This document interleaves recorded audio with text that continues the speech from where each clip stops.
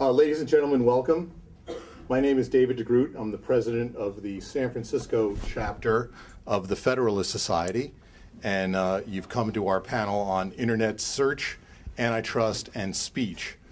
This is brought to you by the Federalist Society's Corporations, Securities, and Antitrust Practice Group, as well as the Free Speech and Election Law Practice Group, as well as our own chapter.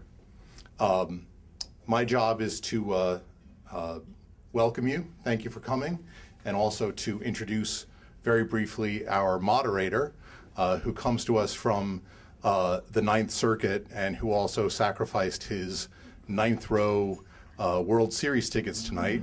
That is the Honorable Carlos Bea. He normally doesn't.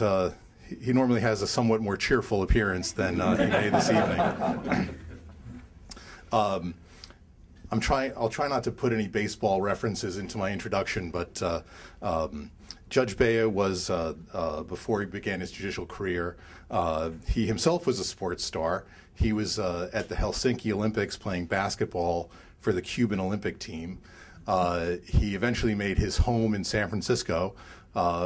After working at a firm, he struck out on his own in private practice, and then found a place on the bench in 1989, right around the time of the 1989 World Series earthquake, I think, and was on the San Francisco Superior Court before getting onto the Ninth Circuit in 2003. So without further ado, I give you Judge Carlos Bea.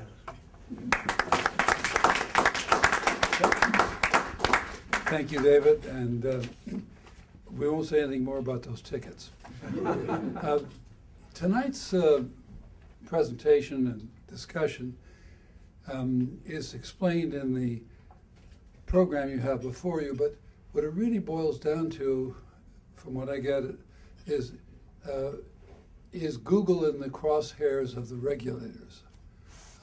If the discussion is going to be about how internet search engines are affected by antitrust and to what extent should not be affected under the First Amendment.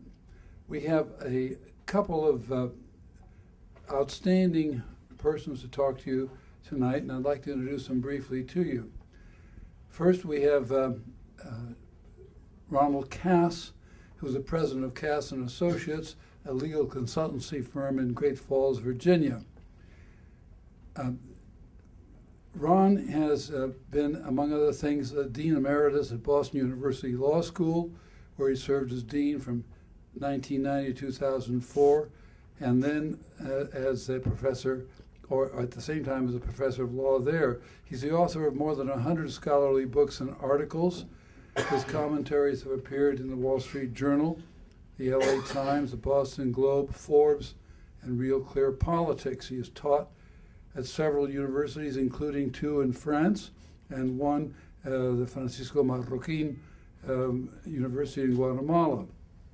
He is the chairman of the Federalist Society Practice Group on International Law and National Security, and chairman-elect of the Administrative Law Group.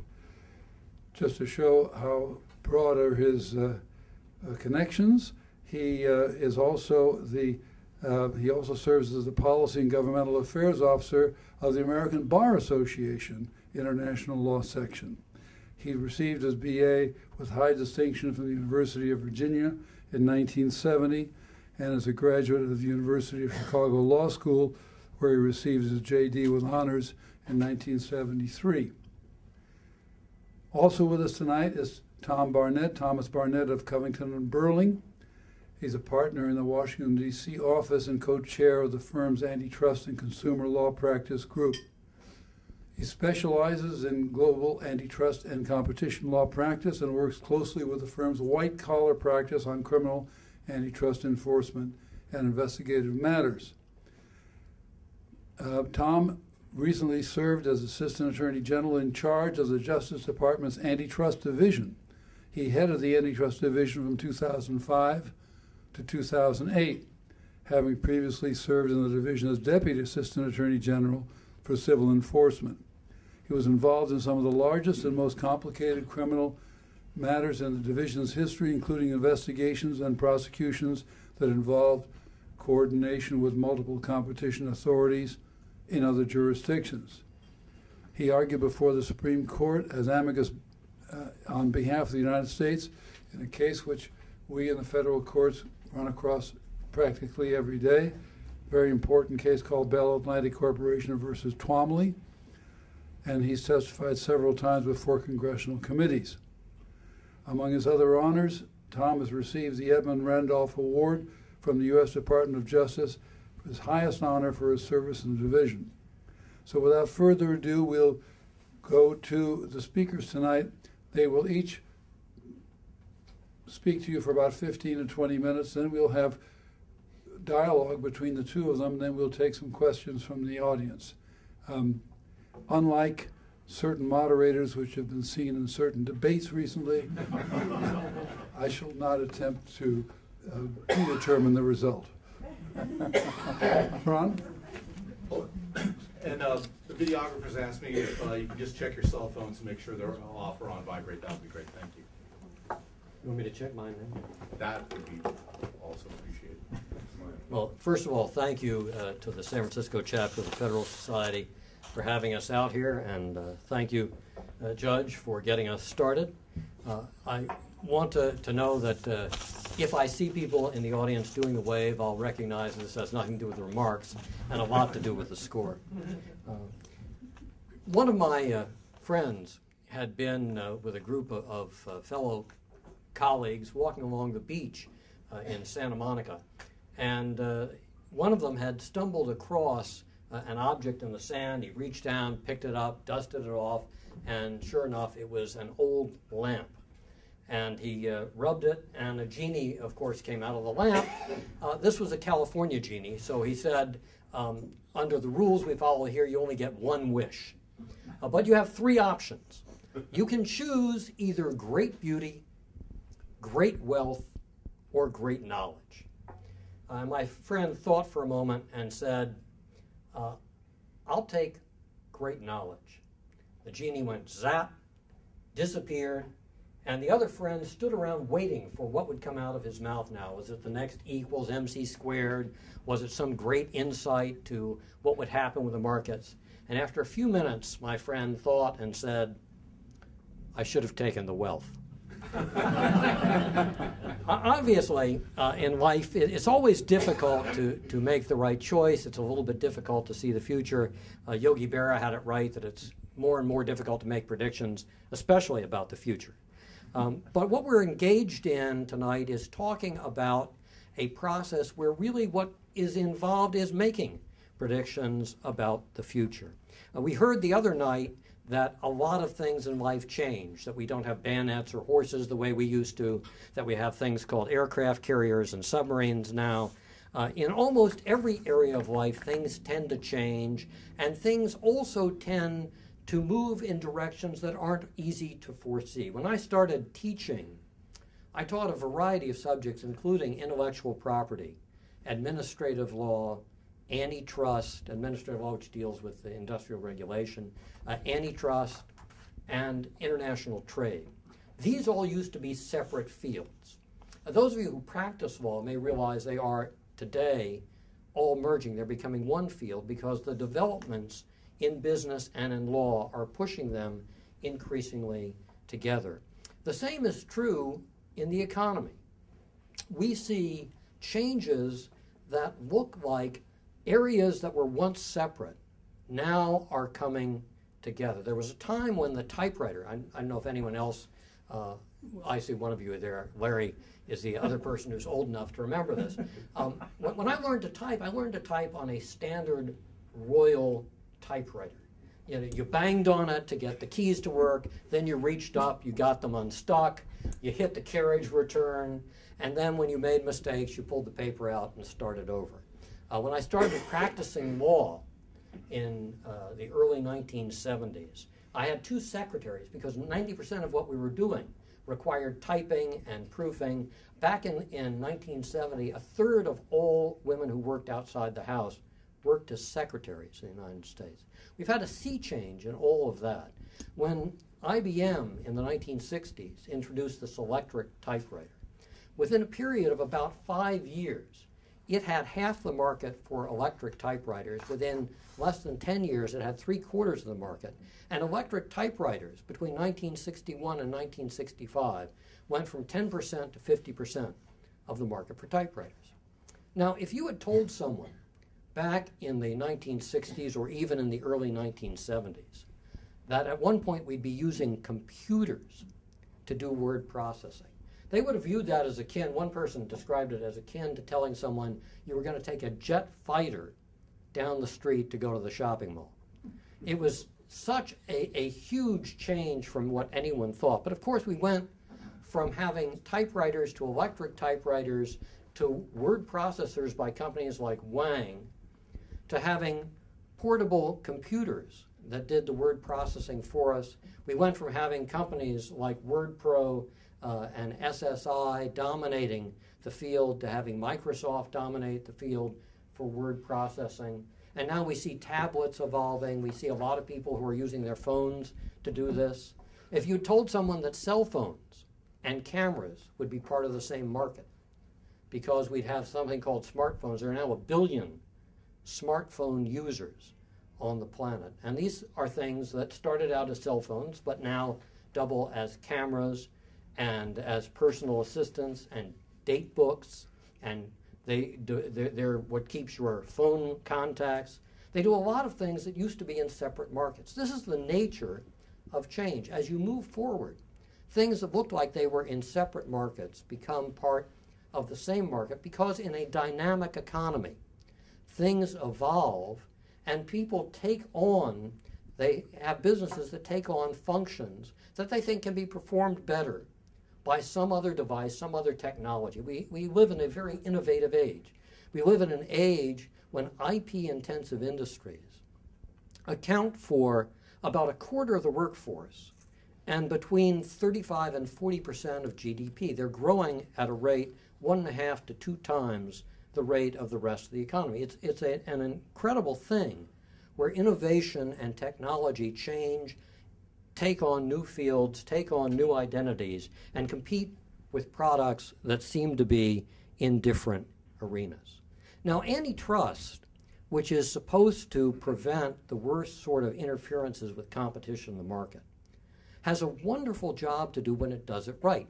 But when it looks at single firm contact, what one individual business does, and says, we want to stop you because you're too dominant, you're doing things that are going to interfere with competition in your market, antitrust takes on a role, which is a very dangerous role for antitrust to play. Now, Tom knows this, having been in the business of doing this. I've been both a regulator when I worked when I was a commissioner at the International Trade Commission. I've been an advisor to the Justice Department, the FTC. I know these people have a difficult job to do, and I don't want to really pick on them too much. But I do have to say that when the Antitrust Division, or the FTC, has ventured into the territory of finding a single firm that it thought was dominating a market and ought to be restrained, it has time and again made mistakes. It has overemphasized the degree to which the dominant firm would continue to dominate the market. It has underappreciated where competition would come from, how quickly it would come, and what it would do. And let me just mention a few cases that are major cases that the Justice Department or FTC brought or were on the verge of bringing that illustrate this. One case that everyone knows is the IBM case. This was brought in 1969 against IBM on the theory that IBM's mainframes would forever dominate the computing market. There really was no source of constraint on IBM. And the government poured a huge amount of resources into this, as did IBM, which fought this case for more than a decade and consumed an enormous amount of not only the resources of the company, but also the time and energy of the executives at the company. And one of the things they missed was what was happening in the market for personal computers. They were in the market, but they were not in it in the way they would have been if they hadn't been quite so distracted. And of course, after the case had gone on for a very long time, Bill Baxter, when he took over as the Assistant Attorney General for Antitrust, dismissed the case voluntarily because he realized it had been a mistake in the beginning and there was no way to avoid the recognition that personal computers and mini computers and other computers had taken over functions that were once reserved for mainframes. There was competition coming. It had arrived in ways that hadn't been predicted, and IBM was no longer the dominant force it was thought to be. At about the same time, the government prepared twice cases against General Motors for dominating the auto industry. Between about 1940 and 1970, GM accounted for 40 to 50% of the U.S. car market. The big three automakers accounted for between 80 and 90% of the car market. And both the Justice Department and the FTC at different times thought this was a case that needed to be brought to break up GM. Of course, as we can see, that happened essentially on its own. One of the theories behind the case was that foreign cars, imports, would never be a real force in the U.S. market. Between 1945 and 1955, imports accounted for 1% of the U.S. car market. Between 55 and 65, about 6% of the U.S. car market. But it exploded, and by 1980, it was a quarter of the U.S. car market. Today, it's over half of the U.S. car market that's either imports or foreign labels made in the U.S. The competition arrived in a way that the regulators didn't foresee, and it arrived faster and more powerfully than they thought it would. The Microsoft case, another famous case, was brought against Microsoft for dominating not just the market for operating systems, but for wanting to extend its reach into areas like browsers. Even though it was quite clear there were many browsers available in the market, you could switch freely. They were priced at zero.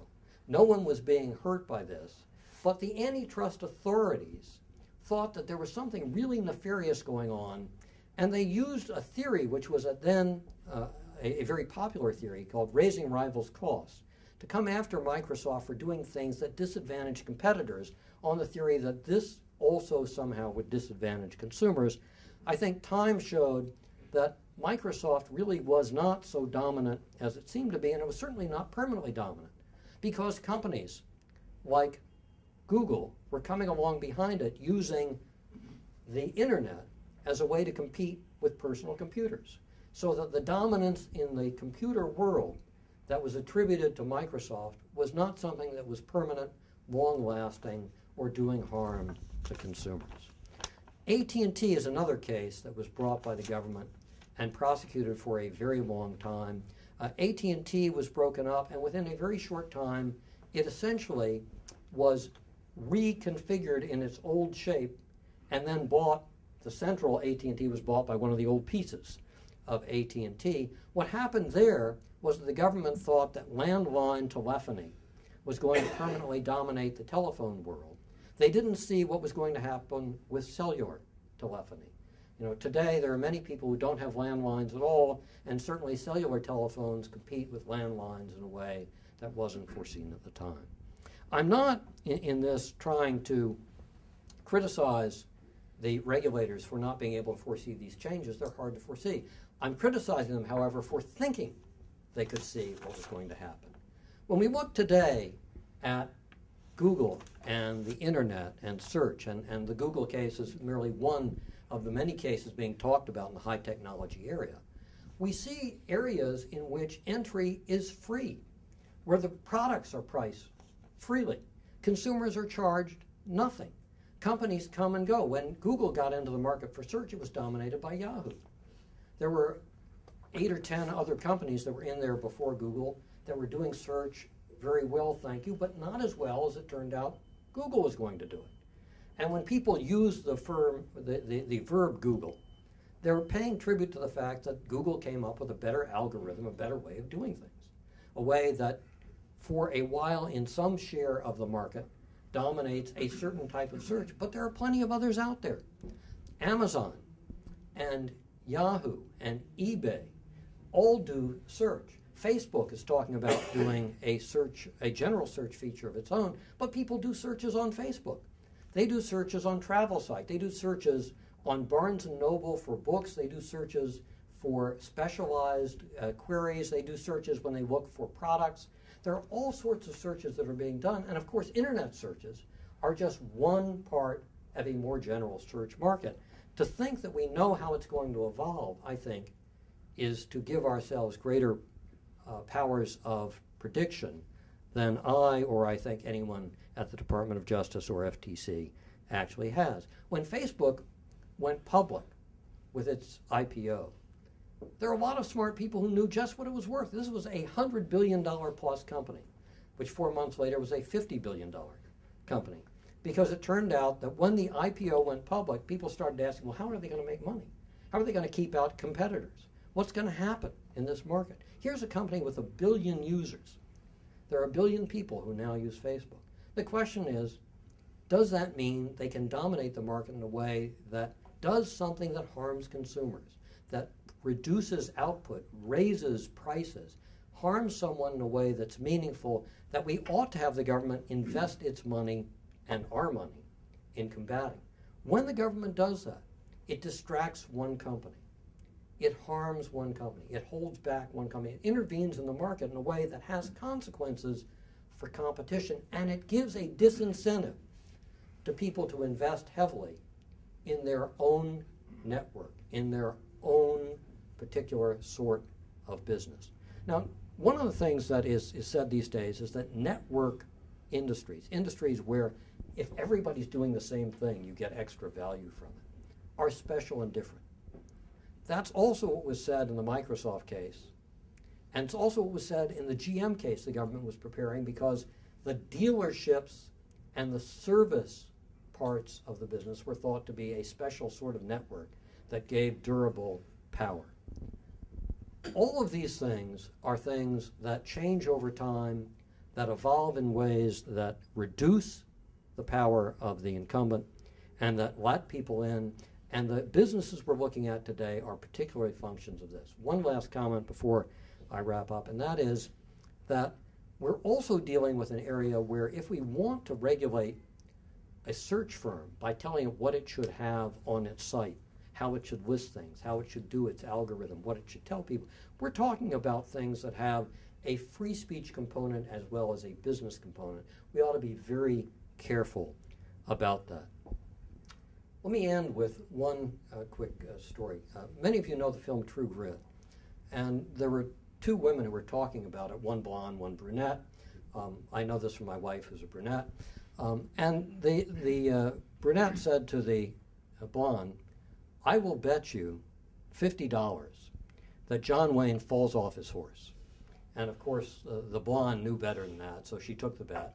They went and saw the movie together. And afterwards, the blonde gave the brunette $50 because she said, I was shocked that he fell off his horse. Brunette said, I can't take your money because I saw the film before and I knew he would fall off the horse. Blonde said, I saw the film before too, but I just didn't think he'd do it again. Thank you.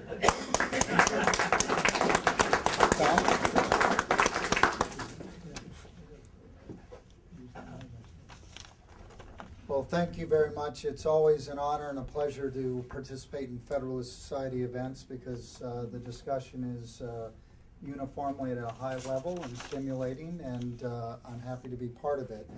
I am particularly honored, although I will say saddened, to question the judgment of a U.S. Court of Appeals judge in appearing at the event this evening, but I will just look at the positive and say that it is indeed an honor to be here and very much appreciate your sacrifice.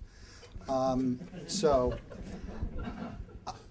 I will, I'm going to sort of talk about 2 levels. I'm going to talk about the big picture, which I will parenthetically mention is, with all due respect, most of what Ron talked about. And then I'm going to talk about facts. There was a lot less that you heard about specific facts to the specific cases that are at issue here. From the big picture, I think Ron presents sort of a false choice or a false dichotomy. He's painting a picture that, you know, in general, I agree with, that antitrust has a role to play. It's a limited role. If you are not careful about how you apply antitrust enforcement, particularly in unilateral conduct cases, you can do more harm than good. That's absolutely true. But what is not true is that you should repeal Section 2 of the Sherman Act, that you should have no antitrust enforcement, that there is never a time that the government should intervene, that you should let the markets work on their own regardless. That's not the law, and it shouldn't be the law. What you heard were a number of statements like, well, they weren't a permanent monopoly. Well, in the long run, as Keynes said, we're all dead. That's true. But in the short and intermediate run, there's a lot that can happen that's very important. So I think there is a role for antitrust to play. I think it's one of the things I said when I was in the department. It is a very difficult and a hard challenge, but a necessary one to undertake. And the reason I say it's a false dichotomy, because the choice isn't really, in many instances, between should there be antitrust enforcement in these particular cases or should there be a free market. The choice may well be, should there be antitrust enforcement, or should we create a brand new federal agency or empower an existing federal agency to come in and take over and regulate in a very direct, burdensome, and inefficient way. And I think, you know, a little stepping back and looking at history a little bit is telling in that respect. You can look at the antitrust laws as an enabler of deregulation. When they were talking about deregulating the airlines, the trucking industry, the railroad industry, one of the key arguments that was made was the antitrust laws are there as a backstop to ensure that competition will remain. You don't need the regulation. And this isn't just a historical debate.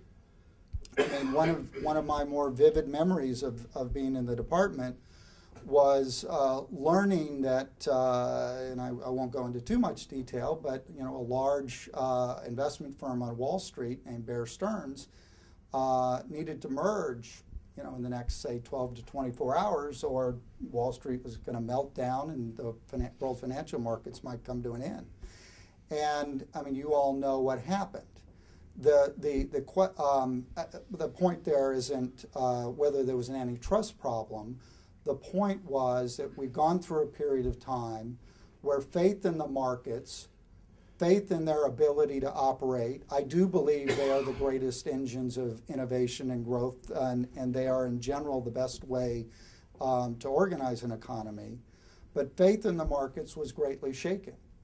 And we spent time, I would, in a way that some people might find surprising, but it was actually reassuring in some ways.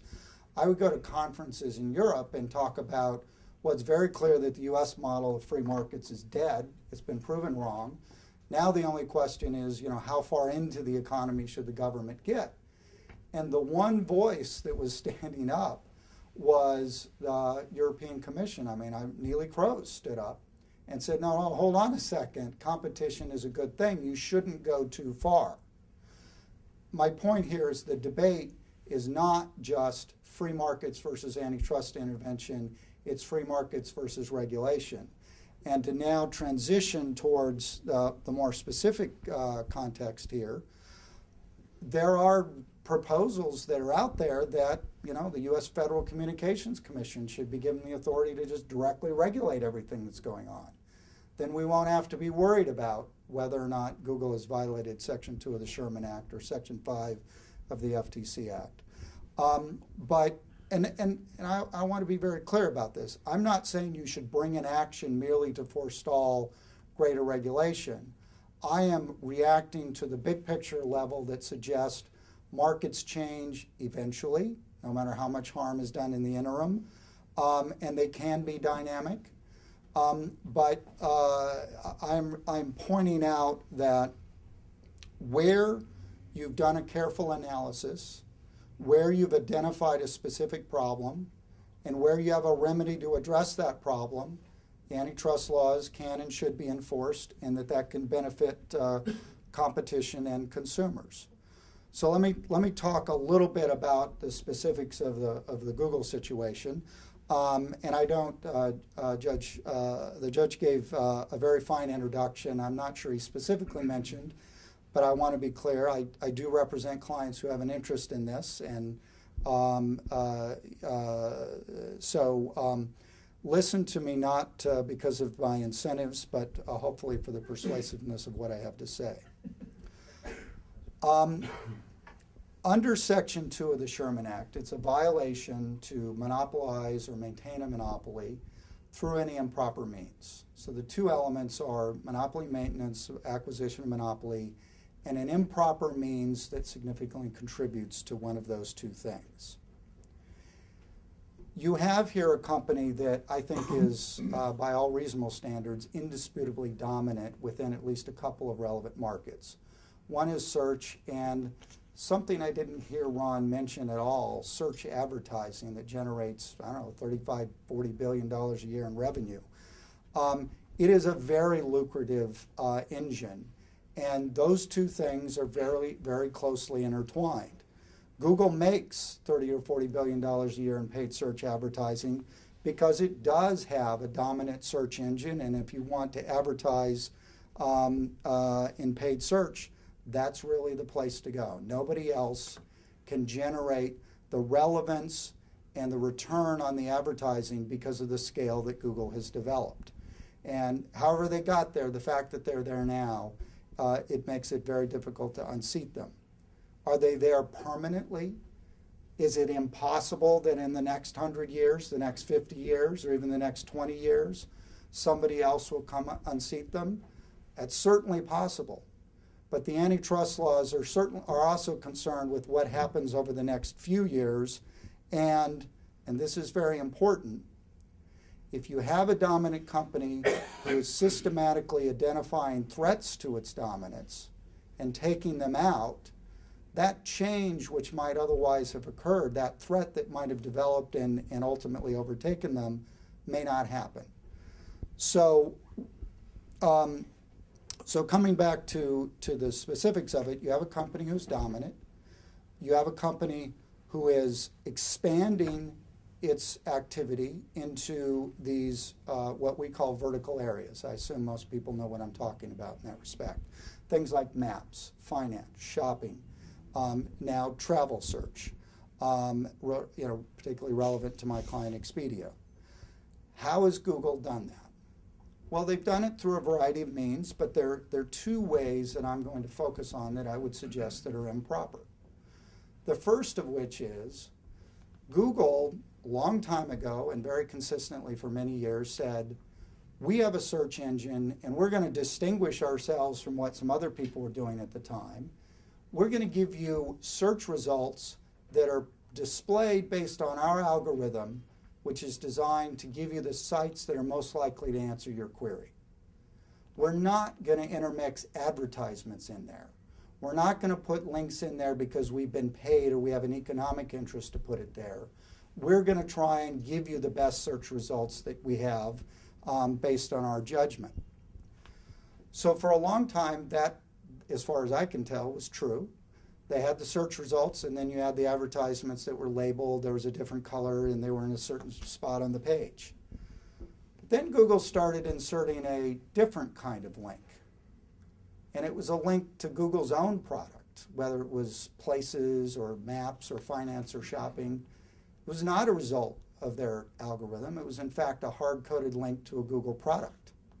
Wasn't labeled as an ad. Wasn't disclosed that Google had an economic interest in getting people to click on that. And obviously, many, many people clicked on it. By failing to disclose to consumers what they were doing, they deceived consumers into clicking on what they think is supposed to be the most relevant search result. When, and we can go into it if you want, there are examples that make very clear the things that Google is hard coding up there by Google's own algorithm are not as desirable for users for that query as other competing products. The other thing that they did, and I'll use the example of Google Places, one of the things that Places was trying to do was to develop content, about places, restaurants, hotels, locations, that sort of thing. One of the things that draws users to a place like that or a site like that are user reviews. And Google started scraping user reviews from other sites, and you're probably aware of this, Yelp, TripAdvisor are two companies who've talked about it. And they started putting those, significant excerpts of those, into the places pages. And when those companies came to them and said, hold on, this is our content, we don't want it on your place's site, which we think competes with this, Google said, fine, just stop us from crawling your site. Of course, you'll never appear on our dominant search engine results, but that's your problem, not ours.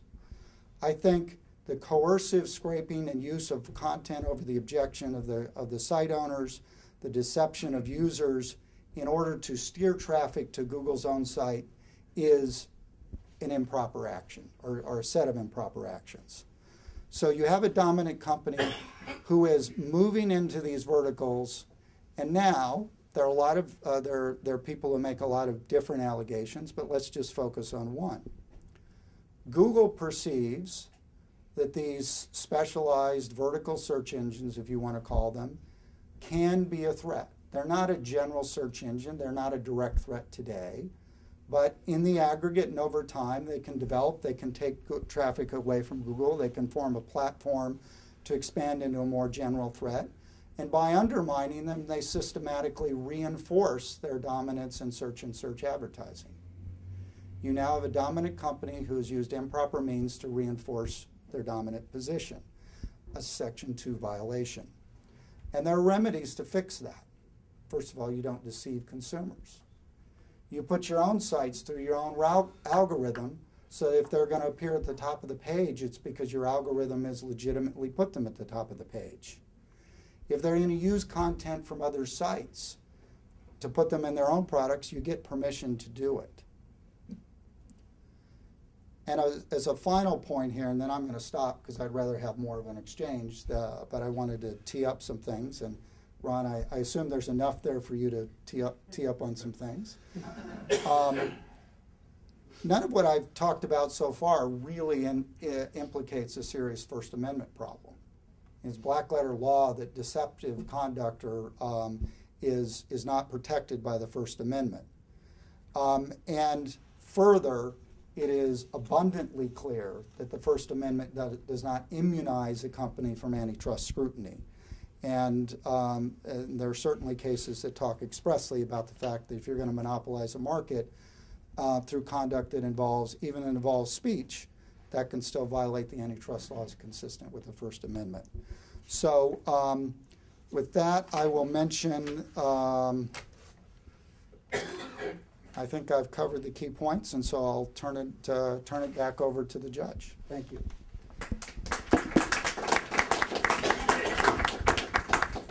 Well, I noticed that Ron was taking notes, and he might have a question or two of Tom. I might have a couple of different. I want to. Let me just run through a few. One is, I think Tom and I agree generally on the nature of antitrust law. I think it's a little bit of a slick characterization to say that say that there ought to be a heavy burden to get over is tantamount to repealing Section 2, no rule for antitrust, never enforced. I think the real question is what the presumption ought to be, what the burden ought to be to get over the hurdle to satisfy that there should be a serious Section 2 case.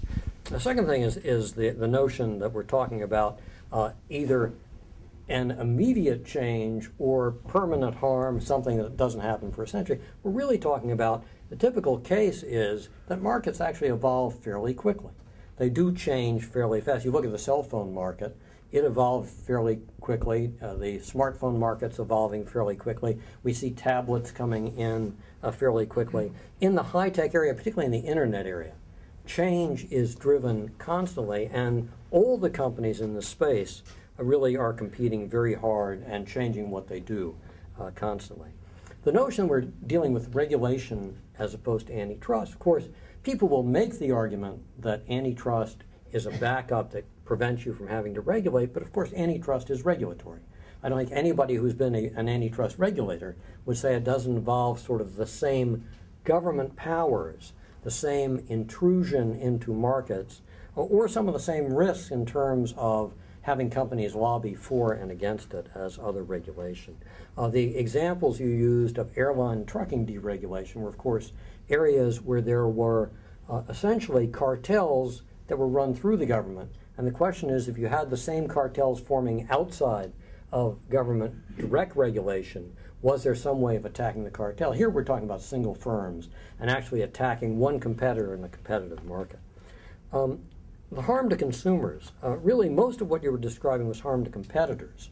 Now, consumers can switch freely. If they think that a site is giving them bad information, they can switch to another site. Most people use many different search sites. They don't just use one, and they're not locked in. There's nothing that prevents people, if they think a site isn't giving them the right information, from using another site.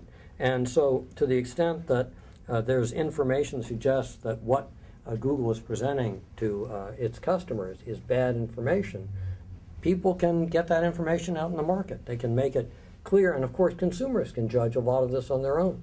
Consumers generally don't care whether they're getting information that is selected because someone has paid to have it there or no one's paid to have it there. If it's useful information, they go back and they do this on a repeat basis. You know, most people I know these days are constantly using searches to do things. There really isn't any harm to consumers. Last point, and I've got others, but I'll save them for later on, is the notion of deceptive speech versus the First Amendment.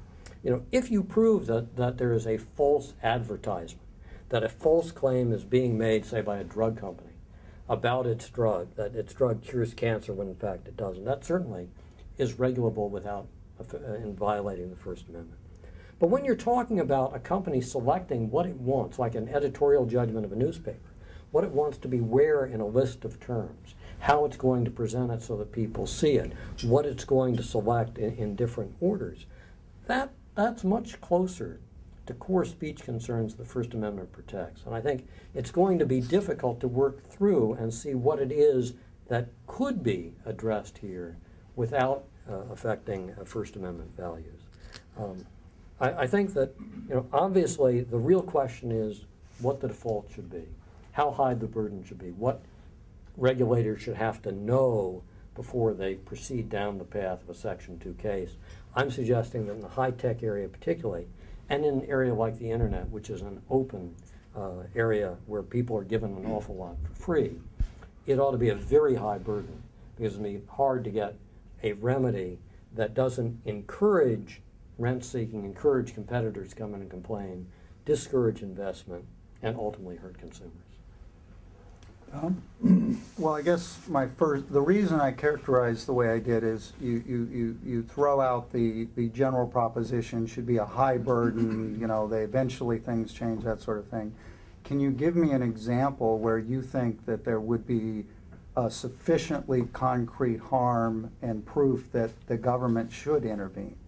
Well, I mean, I can certainly say that the principal cases the government has taken on were cases where they really didn't appreciate how quickly things would change. I'm not talking about historically. You can make up the facts, but give me an example that you would say this meets the burden, and you will have disproved my suggestion that you're trying to effectively repeal the Sherman Act. It's not repealing it to say that you need to come forward with something that shows the harm. You know, if you can give me a case of clear harm, I'm happy to listen.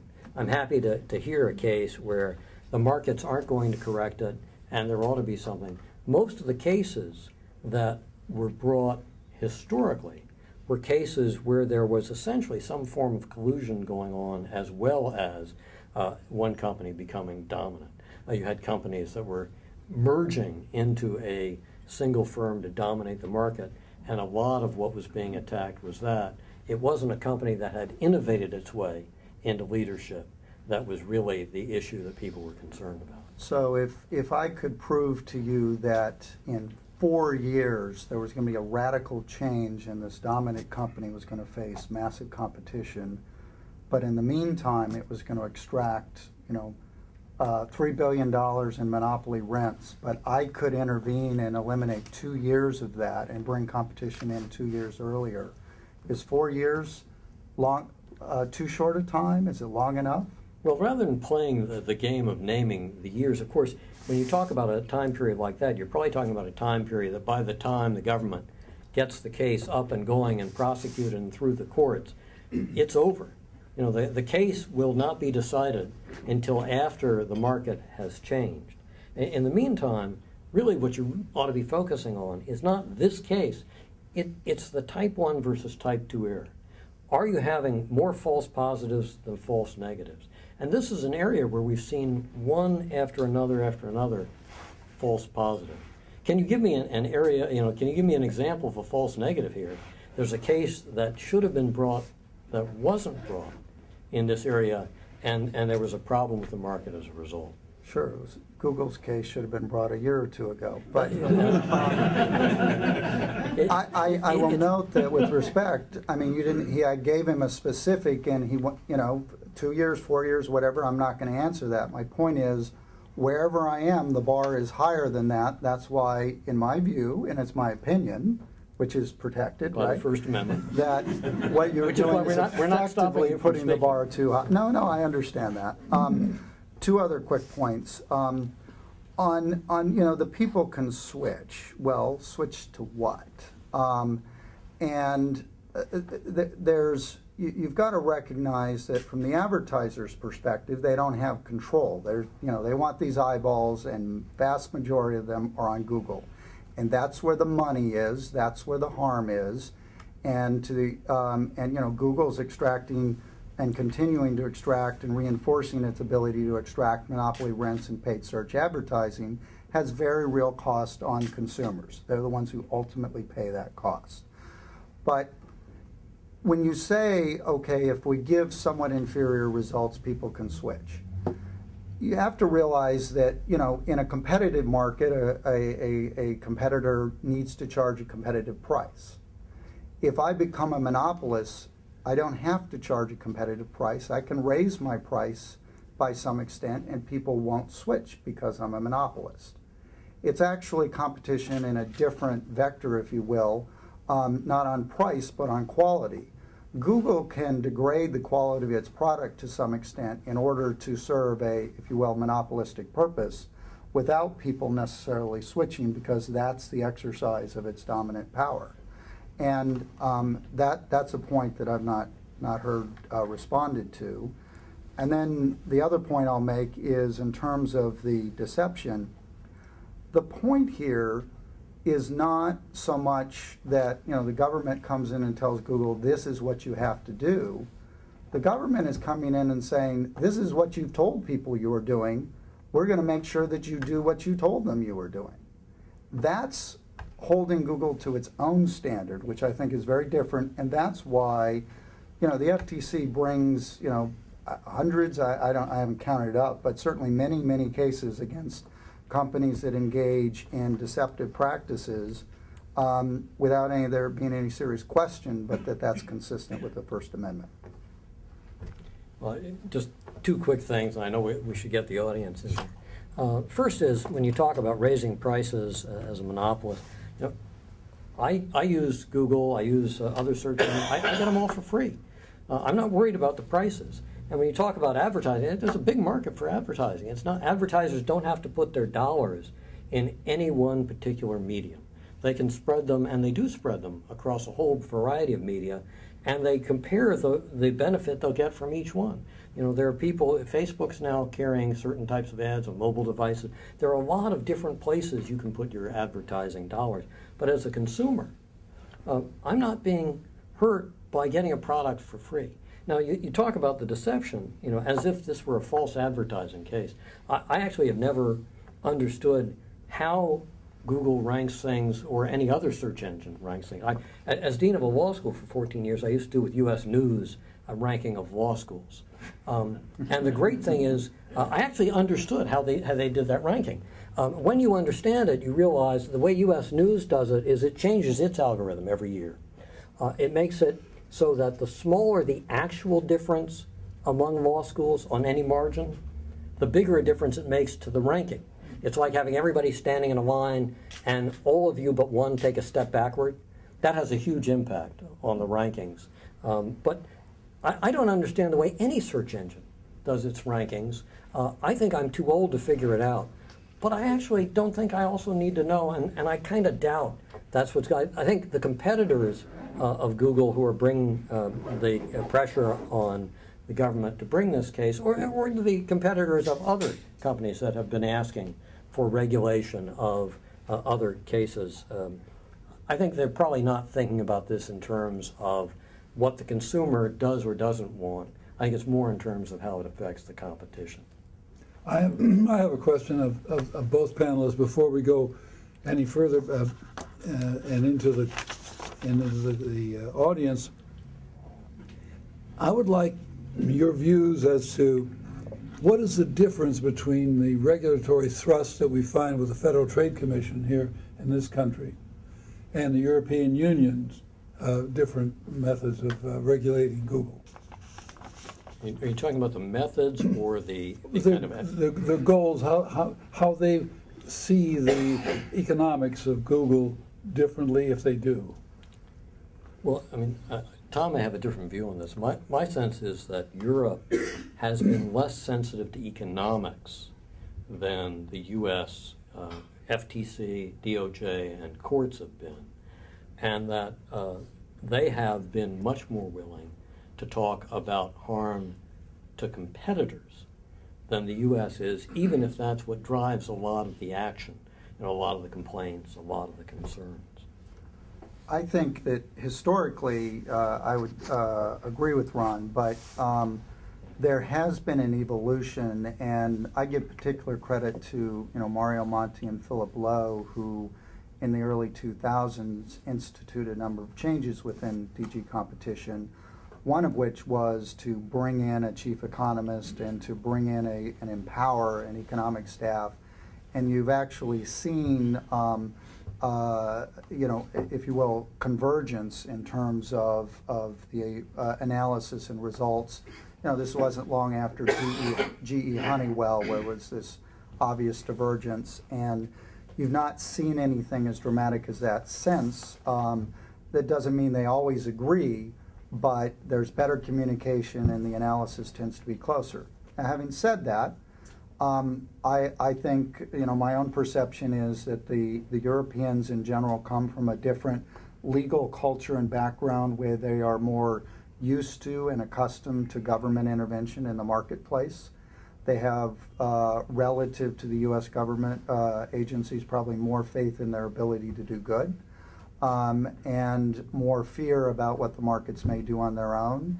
And I think the substantive law tends to reflect that, because the standard to intervene in a unilateral conduct case, I think, is lower under European law than it is under U.S. law. Okay. Dave, you got the microphone. Let's open the floor for questions. And so if you're seated on this side, I'll reach over to you, and if you're not, then come on over and I'll get to you. So the first question. Okay, thank you. Please state who you are and for whom is the question. It's David Emerson, and it's really a toss-up for everyone who wants to take it. It's a fascinating subject, and I think it provokes a number of interesting questions. One of which I think harkens back to the cases which were described, the GM case, IBM, AT&T, and Microsoft. And what's a little bit different about Google, in fact, I would argue a lot different about Google, is that instead of just a two-party transaction, provider-customer, we've got the advertising component as well. It's really providing the money for the engine. Now, in the case of being able to switch freely, computers wear out, cars wear out, even phone numbers are portable. But one of the fascinating things, and I would almost say nefarious things about Google, is that it's amassing an enormous database. We're not aware of this, but it exists. And it creates not just a barrier to entry, but an increasingly high barrier to entry for every bit of data that's put into that. And at some point, the stickiness of Google becomes the stuck of Google. So how, looking at that aspect of it, it's a different animal than these others. How would antitrust in your mind respond to that? Well, I'm happy to jump in on that, because I think that was more coming from your side than mine. The argument that this is different is an argument that was made with respect to IBM and AT&T and GM, and each time this is different. Actually, you see the market changing now. You see Google's share of search in different areas going down. You see its ability to get searches on mobile devices not the same as on PCs. You see an awful lot of new specialized search engines coming up. You see Facebook, which has a lot of material that isn't penetrable from the outside, coming up with its own search engine and its own way of searching sites that it has particular access to. So I think, in fact, far from being special in the sense of keeping entrants out in a durable way that we haven't seen before, Google is much more vulnerable than a lot of these other dominant firms were. And again, if you look at what happens in markets, Facebook, let me use that as an example. When Facebook went public, an awful lot of people said, I see they have 1 billion users and they're dominating the market for social networks. How do we know that others won't come in with other special things that will take away a lot of what they're doing? And maybe it doesn't have to be one. It can be a whole bunch of different ones that do that. So I don't have the same sense you do that Google is special in that way and especially scary in that way. Tom? Yeah, shockingly, I disagree. And on this one, again, I actually don't think this is a particularly close case, in that it is very clear. Google has amassed, continues to amass massive amounts of data, and part of the reason their search engine works so well, their advertising works so well, is because of the sheer volume that they have, that they generate. And if you look at, like some of the documents that have come out in some of the various litigation that's gone on, you see this great focus within Google about data. It's data. We can use the data.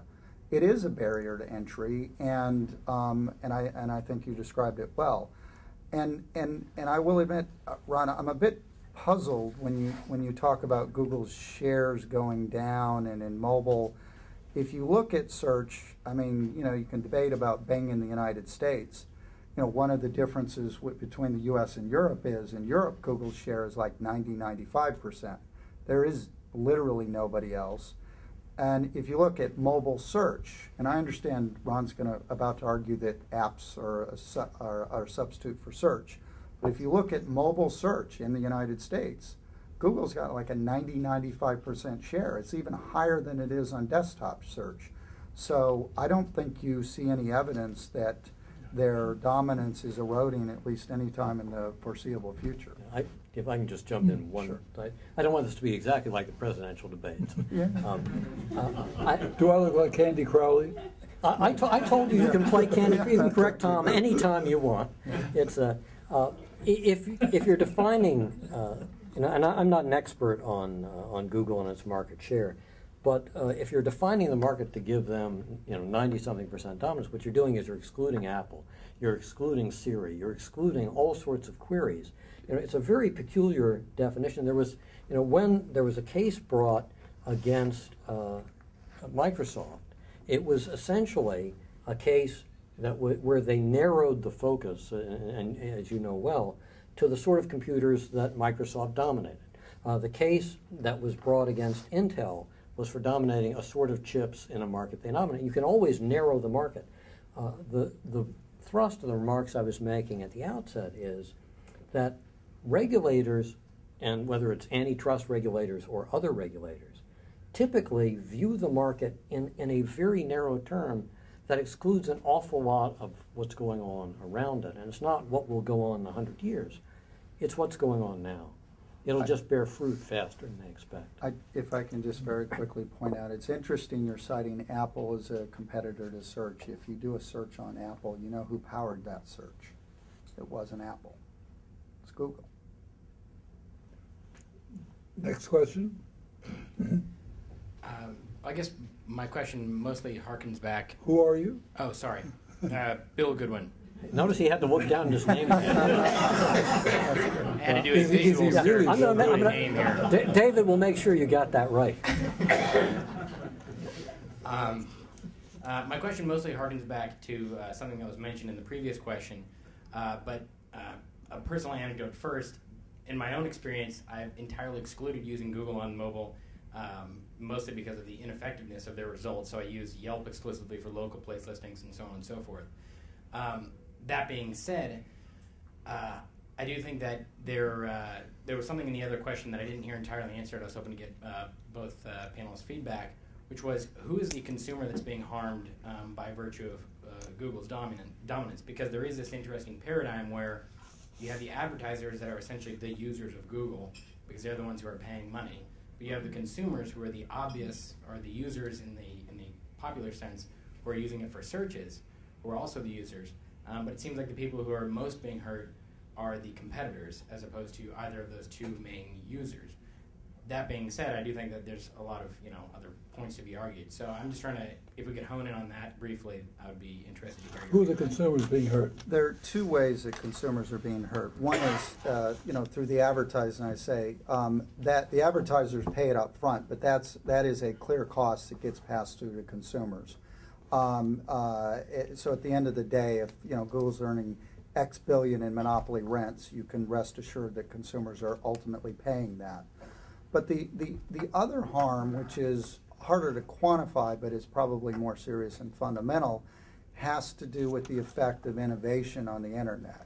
The internet is an amazing engine and if you will, petri dish of development, and the ability of somebody to come up with a Yelp or a TripAdvisor or somebody like that can bring tremendous benefits. But when you've got an environment where the ability to become noticed on the dominant search engine is now skewed and it becomes much more difficult to be discovered, you are less likely to have innovation. Now, that's the dog that didn't bark, so I can't point you to X that didn't happen. But at the end of the day, innovation is what drives most of the economic growth in our society, and so we should be very concerned about that. Well, just two quick points on this. First is when Tom says that the advertisers are facing higher costs. They're paying monopoly costs, and those are costs that get passed on to consumers. First, I don't have any reason to think they're paying monopoly costs to prices, because search is part of a larger advertising market. There are lots of ways advertisers get their brands out in front of consumers, and it's a highly competitive market for advertising. But the second thing on the advertising is that advertising, in part, is getting information about products out to consumers to lower the cost for consumers to find what they want. And a lot of economists who have studied this have said that, in fact, advertising is not simply an add-on to the price of a product. It's something that can dramatically lower the cost of getting products and customers matched well in ways that reduce the prices to everybody. And the second point is that when you talk about the consumers as the people being harmed and what happens and whether people can switch, whether there really are barriers to entry here, there's no shortage of innovation in the internet space. There's no shortage of new startups in the internet space. There's no shortage of new ideas in the internet space. And while you're right in a sense, it's hard to prove the negative here. It's also hard for me to see that there is some real impediment to people getting new internet startups going. Certainly, I haven't seen that. If I can just, I'm glad you brought me back to the advertising market point. I had forgotten to mention that. Again, facts are important things. They can even be stubborn things. The fact is, if you talk to advertisers, you talk to advertising agencies, do you trade off the cost of a Google paid search ad versus an advertisement on the local television station or radio or newspaper or whatever, to the extent that newspapers are able to advertise anymore? But and the answer to that is no. They're different kinds of advertising. It's not all one big advertising market. And once you drill down on it under very traditional antitrust principles, you find that Google, or paid search advertising, is its own relevant market. And given Google's share and its earnings, I understand that we can respectfully disagree, but I don't think, I personally am pretty certain that there's a fair amount of economic rents that Google is enjoying. Michael? Well, I have a question for Tom. You seem to me to be making an assumption that because advertising is a cost of doing business, that can automatically get passed on to the advertiser's customers. I wonder why you make that assumption, because any cost of doing business, like advertising, cannot necessarily be passed on to somebody's customers. It depends upon who the advertiser is and who they compete with in their marketplace, doesn't it? As to what they can get away with passing on. Sure, but in the longer run, if you have certainly a variable cost like advertising, which it typically is, if that doesn't get passed through, the markets are going to equilibrate to the point where it is passed through. Is it passed through dollar for dollar? It may not be. There are various models where part of it may not be passed through. But even in a perfectly competitive market, you would expect all of it to get passed through. Frankly, it's in the less competitive markets where you would think that the models would suggest only part of it gets passed through, but part of it still gets passed through. So can I draw you a line between this dollar and this increase in price? No, I'm not suggesting I can do that. But I'm suggesting that the economic theory and the studies that I've seen say that in general you can expect that if you add on a cost like that, at least some portion of it is going to get passed through. Ray Tittman, Carol Burdick, and McDonough. Just want to ask if anyone has a score of the Giants game. Just kidding. I got a real question.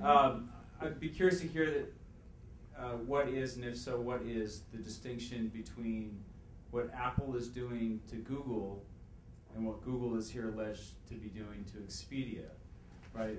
My Google Maps was deleted from my iPhone recently by Apple, and if we advocate for an open market, is that any different than what's being charged against Google? I assume that's directed at me. Well, the most obvious distinction is whether or not Apple is dominant within a particular relevant market. And while Apple is a very popular product and they have a very significant share of smartphones, in fact, Google has a significantly higher share of smartphone shipments, at least not Google, Android-based phones that Google controls. So if you're not a dominant company, the antitrust laws, and I agree with Ron on this, quite appropriately, generally don't intervene in unilateral conduct in that regard. But that does put the point that you have to be very careful in how you define what market someone's dominant in. The game in antitrust always is to get the narrowest possible market so you can increase the dominance, whereas people who are looking at it from the other side may see a much broader set of things. And things aren't always as obvious as they seem. I'm reminded of the two blondes who were sitting outside their house in Washington who looked up at the sky, and one said to the other, "Which do you think is closer, the moon or Florida?" To which the other blonde turned to her and said, "Hello, can you see Florida?"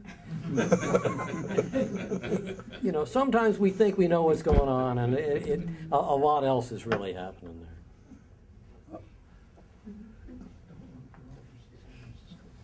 Hi, Declan McCullough from CNET. You mentioned correctly that Android has a higher market share, but I covered Apple's CEO Cook's presentation yesterday in San Jose, and he said that 95% of tablet internet usage is done with an iPad. So can we then say that maybe your answer should be different if we're talking about tablets? Is 95% enough? Now I'll come back. I will at this point say I don't know the answer to that because I haven't gone into sort of analyze what I think is necessarily the relevant market. So with, it depends factually. If you're a dominant company and you start to engage in exclusionary behavior, that can be a problem. But if so.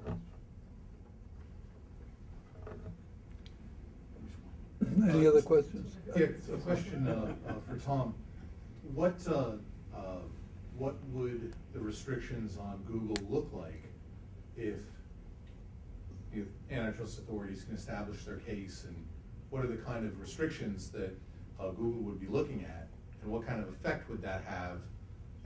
Obviously, there could be many, but maybe like a 2 or 3 that come to mind. Sure. What comes to mind is that Google would be restricted from, displaying results in a way that are misleading or deceptive. And a way to accomplish that is to ensure that, if it's an ad, it's clearly labeled as an ad. And if it's a search result, it goes through their algorithm and isn't, hard-coded and put up in this sort of third category that they never explain. Is one way that you can address that sort of issue. On the use of scraped content from other sites for their own products, you can require them to get permission to do that. Those are a couple of examples that you could consider. It does sound to me like an ongoing regulatory program once you start down that path. And we see in Europe what they've done with Microsoft is kind of an ongoing regulatory program. We had some more evidence of that today in the news. It's very tough to have one of these that is clean, surgical, and doesn't involve ongoing intervention, particularly if you have to keep justifying how you display your results. You have to keep disclosing to someone what the algorithm is.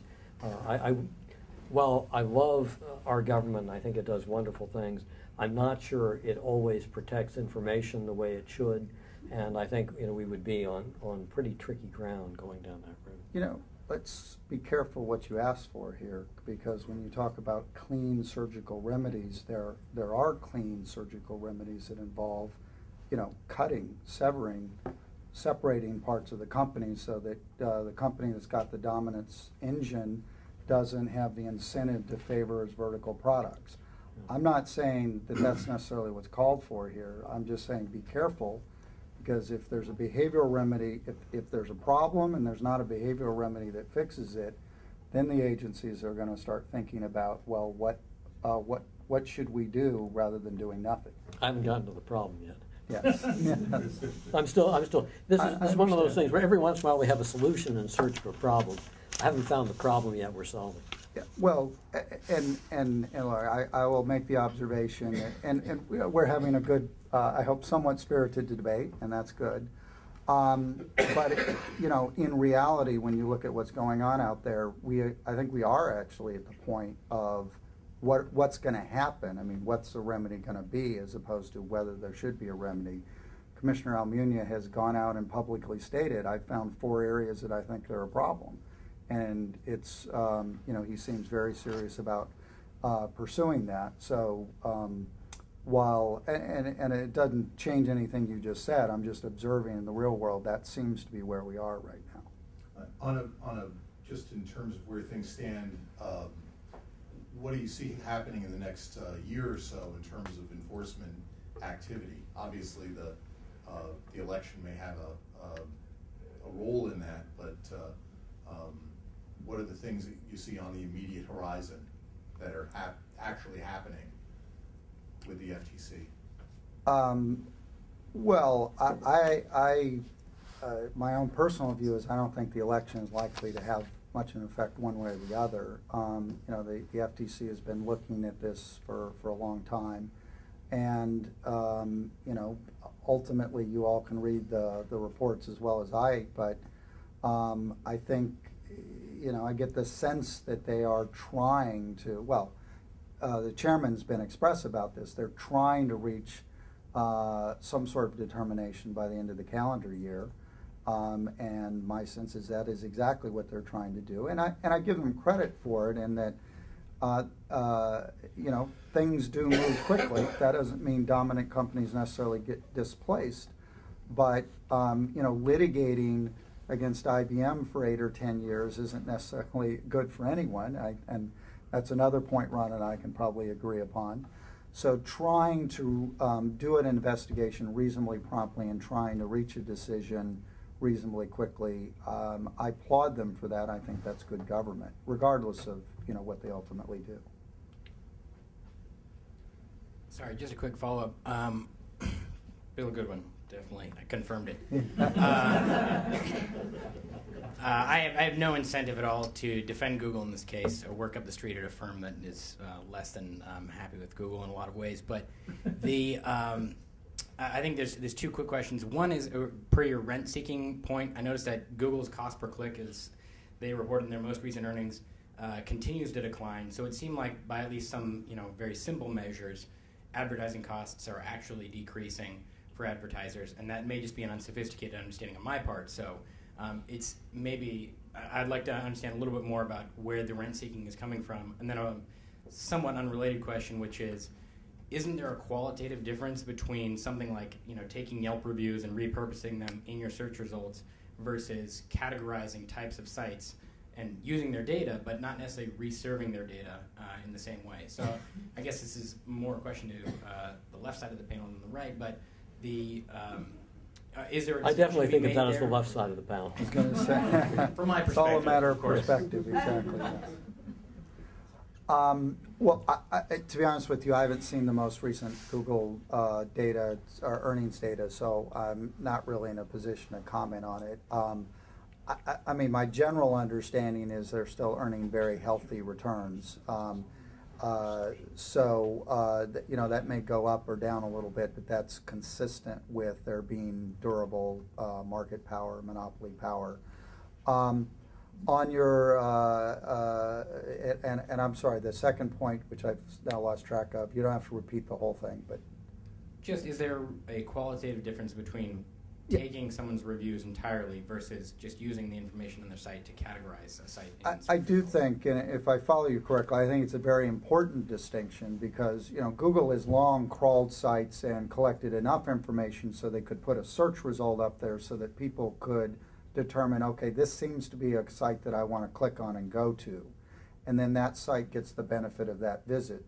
When they start taking more of that content and actually serving it up so that the user doesn't have to go to the site to get the benefit of that content, I do think that that is a significant difference. One thing on this, and this will be, I think, a last point for me, and that is when we talk about durable monopoly power, one thing to keep in mind is that the government has the ultimate durable monopoly power. When we look at individual companies that are being investigated, being brought under the eye of government, and potentially threatened with very serious consequences, there's an awful lot of pressure. Even if you have behaved in a perfectly competitive way in a market that's highly competitive, that's serving consumer interests, there's a lot of pressure on companies to try to reach agreement with regulators to avoid being dragged out through a long time, distracted from your business, threatened with potentially very serious fines. And any company that's been through this, as Tom knows, is looking not just at whether they've done anything wrong, but how much pain the government can inflict. And I think we ought to have rules in place that do keep the government within fairly strict lines to make sure that it is not doing things at the behest of certain competitors that disadvantage others, threaten to impose costs, and really disrupt the market in that way. Any other questions? Lindsay Bauer. I've got a loaded comment and a question. The loaded comment is when I think of switching costs and information asymmetries, that brings to mind Eastman Kodak, and we all know how that's doing. And the question has to do with barriers to entry. I'm wondering if you could address barriers to entry from a sort of a Stiglerian perspective. It seems to me that where the firm in question has some sort of advantages that other firms can't reproduce, and I would imagine that if Google just went into standstill mode and Yelp or whatever were free to hire away its chief technocrats, Yelp could make great strides? To address that question. It's how to say, the fact that there are barriers to entry doesn't mean that the company doesn't keep working. Indeed, Google is working very feverishly to collect more data, to reinforce those barriers, and indeed to identify and undermine threats. So, you know, it's not necessarily being complacent, if you will. I don't think it's. It would be hard to disagree with the notion that if they sat back and did nothing, that would make it easier for somebody to catch up with them. But part of the problem is, in terms of barriers, as I understand it, if you or I got the same algorithm that Google started with, and we started trying to use it today, we'd never catch them. We'd never come close to catching them, because it's this continual learning process, and it's a brilliant innovation. I give them full credit for that. But they are so far ahead, and they keep doing that they maintain their dominance. And the fact that they keep doing that, as I say, doesn't eliminate it, or eliminate the fact that there are barriers to entry, and that gives them the ability to earn, super competitive profits in their paid search advertising, for as long as that's maintained. From a Chicago perspective, there are no barriers to entry. From a Stiglerian perspective, there's nothing here. You don't have to have huge investment and plan to get into this business. There's no exclusion of people from this market. This is one where, and in fact, as Tom said, it was a brilliant innovation that made this company successful, but there were already leaders in the market who had a big advantage and were way ahead. And if you look at this in terms of the leader, obviously being someone no one can catch, they wouldn't have passed Yahoo in a period of 6 or 7 years, whatever it took to do it. So I view from Stigler's standpoint, this is one of the last places you'd want to have an intervention. So, ladies and gentlemen, that'll be the last word. I want to thank you all for coming this evening. And if you're baseball fans and Giants fans, your work in coming here is, I think, going to be rewarded. Again, if you're not part of our chapter and want to be, send an email to sffederalist@gmail.com, and your MCLE materials are outside. And with that, we're adjourned. Thank you very much. Thank you. Good job. Barnett, Cout. Thank you very much.